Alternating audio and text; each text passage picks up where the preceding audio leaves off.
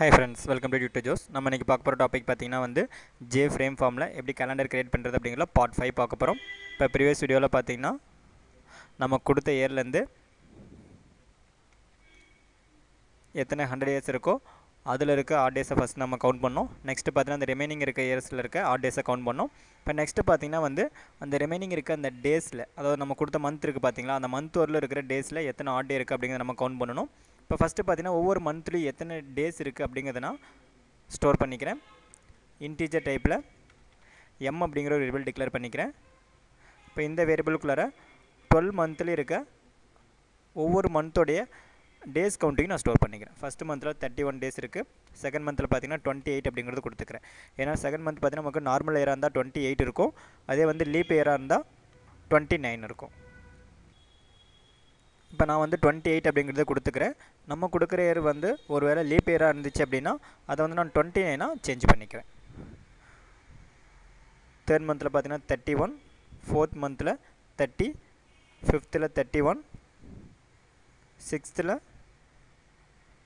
30, செவன்த்தில் 31, எயித்தில் நமக்கு 31 டேஸ், நைன்த்தில் 30, 10ல் 31, 11ல் 30, 12ல் 31. இப்போ இதில் பார்த்தீங்கன்னா ஃபஸ்ட்டு ஒவ்வொரு மந்த்லேயும் எத்தனை டேஸ் இருக்குது அப்படிங்கிற கவுண்டிங்கை நான் எம் அப்படிங்கிற ஒரு அரே வேரியபிளுக்குள்ளே ஸ்டோர் பண்ணியிருக்கேன். இப்போ நெக்ஸ்ட்டு பார்த்தீங்கன்னா நம்ம கொடுத்த அந்த இயர் வந்து லீப் இயராக இருந்துச்சு அப்படின்னா எம் அப்படிங்கிற வேரியபிள் இருக்க அந்த ஃபஸ்ட்டு இண்டெக்ஸில் செகண்ட் மந்தோடைய கவுண்டிங்கை நான் 29 சேஞ்ச் பண்ணிக்கிறேன். இஃப் ஃபஸ்ட்டு வந்து லீப் இயரான்னு செக் பண்ணிக்கிறேன். நம்ம கொடுத்த இயர் வந்து இயர் அப்படிங்கிற வேரியபிள் இருக்குது. இப்போ இந்த இயரை வந்து 4ஆல் டிவைட் பண்ணி அதனுடைய ரிமைண்டர் வந்து 0வாக இருந்துச்சு அப்படின்னா அது நமக்கு லீப் இயராக இருந்தால் மட்டும் எம் அப்படிங்கிற வேரியபிளில் செகண்ட் இண்டெக்ஸ், அதாவது 01 அந்த ஃபஸ்ட் இண்டெக்ஸில் இருக்க வேல்யூ 29 அப்படின்னு சொல்லி சேஞ்ச் பண்ணிக்கிறேன். நெக்ஸ்ட்டு நம்ம அந்த செலக்ட் பண்ண இயரில் இருக்க அந்த நம்ம செலக்ட் பண்ண அந்த மந்த் வரல இருக்க டேஸை கவுண்ட் பண்ணி ஒரு வேரியபிளுக்குள்ளே ஸ்டோர் பண்ண போகிறேன். இன்டீஜர் டைப்பில் டே அப்படிங்கிற ஒரு வேரியபிள் டிக்ளேர் பண்ணுறேன். இதில் வந்து 0 அப்படிங்கிற வேல்யூ நான் இனிஷியலைஸ் பண்ணிக்கிறேன். இப்போ இதில் வந்து ஃபார் லூப் யூஸ் பண்ணி ஒவ்வொரு மந்தில் இருக்க வேல்யூஸை நான் வந்து ஆட் பண்ணிக்கிட்டே வரேன். For into i = 0, i less than, இப்போ நம்ம எந்த மந்த்தை செலக்ட் பண்ணமோ அந்த மந்த்துக்கு ப்ரீவியஸ் மந்த் வரல இருக்க வேல்யூஸை நம்ம ஆட் பண்ணணும். இப்போ எக்ஸாம்பிள் நம்ம மே மந்த்து செலக்ட் பண்ணோம் அப்படின்னா இப்போ மே மந்தில் இருக்க டேஸை நம்ம ஆட் பண்ண தேவையில்லை. ஏன்னா மே மந்த் நமக்கு கம்ப்ளீட் ஆகலை, அதனால் அதில் இருக்க வேல்யூஸை நம்ம ஆட் பண்ண தேவையில்லை. அதுக்கு முன்னாடி இருக்கிற மந்த் வரலும் நம்ம ஆட் பண்ணால் போதும். இப்போ மந்த் அப்படிங்கிற வேரியபிளுக்குள்ளார நம்ம என்ன மந்த்து செலக்ட் பண்ணமோ அந்த மந்தோடைய கவுண்டிங் இருக்கும், அதுலேருந்து ஒரு வேல்யூவை நான் மைனஸ் பண்ணிக்கிறேன். அடுத்தது i++ td அப்படிங்கிற வேரியபிளில் இருக்க வேல்யூ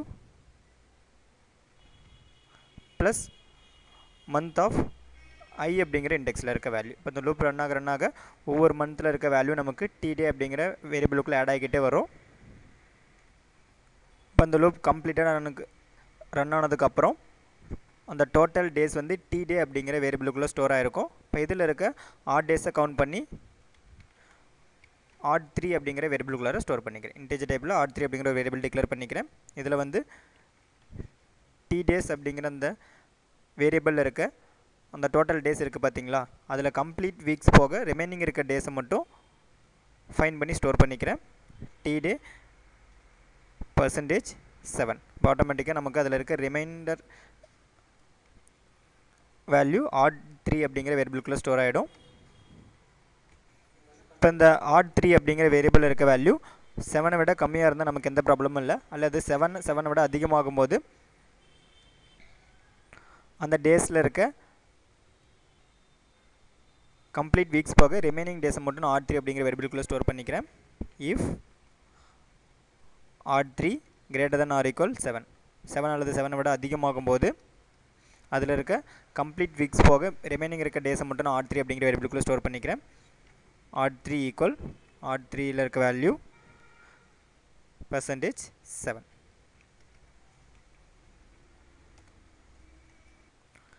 இப்போ இதில் வந்து டோட்டல் ஆட் டேஸை ஸ்டோர் பண்ணுறதுக்காக இன்டீஜர் டைப்பில் ஆட் அப்படிங்கிற வேரியபிள் நான் டிக்ளேர் பண்ணிக்கிறேன். இப்போ நம்ம ஃபஸ்ட்டு பார்த்திங்கன்னா வந்து 100 இயர்ஸில் இருக்க ஆட் டேவை ஃபைன் பண்ணி ஆட் 1 அப்படிங்கிற வேரியபிளை ஸ்டோர் பண்ணியிருந்தோம். நெக்ஸ்ட் வந்து அந்த ரிமைனிங் இருக்க இயர்ஸில் இருக்க ஆட் டேஸை ஃபைன் பண்ணி ஆட் 2 அப்படிங்கிற வேரியபிளை ஸ்டோர் பண்ணியிருந்தோம். நெக்ஸ்ட் வந்து ரிமைனிங் இருக்க டேஸில் இருக்க ஆட் டேவை ஃபைன் பண்ணி ஆட் 3 அப்படிங்கிற வேரியபிளை ஸ்டோர் பண்ணியிருந்தோம். இப்போ இந்த 3 வேல்யூவையும் ஆட் பண்ணி ஆட் அப்படிங்கிற வேரியபிளை நான் ஸ்டோர் பண்ணிக்கிறேன். Add 1, add 2, add 3. இப்போ இந்த வேல்யூ நமக்கு 7 விட கம்மியாக இருந்தால் ப்ராப்ளம் இல்லை. 7 விட அதிகமாகும் போது அதில் இருக்க கம்ப்ளீட் வீக்ஸை ரிமூவ் பண்ணிவிட்டு ரிமைனிங் இருக்கிற டேஸை மட்டும் நான் வந்து ஸ்டோர் பண்ணிக்கிறேன். If odd greater than or equal 7, odd percentage 7, complete weeks போக ரிமைனிங் இருக்க டேஸை ஆட் அப்படிங்கிற வேரியபிளுக்குள்ளே ஸ்டோர் பண்ணிக்கிறேன். ஓகே ஃப்ரெண்ட்ஸ், இப்போ இதனோட கண்டினியூ பார்த்தீங்கன்னா நம்ம நெக்ஸ்ட் வீடியோவில் பார்ப்போம். இந்த மாதிரி உங்களுக்கு டுட்டோரியல் டேஸ் அப்படின்னா www.tutorjus.com விசிட் பண்ணி பாருங்கள். யூடியூப்பில் நம்மளோட வீடியோஸ் பார்க்கும்போது மறக்காமல் யூடியூப் சேனலை சப்ஸ்கிரைப் பண்ணிக்கிங்க. Thank you friends.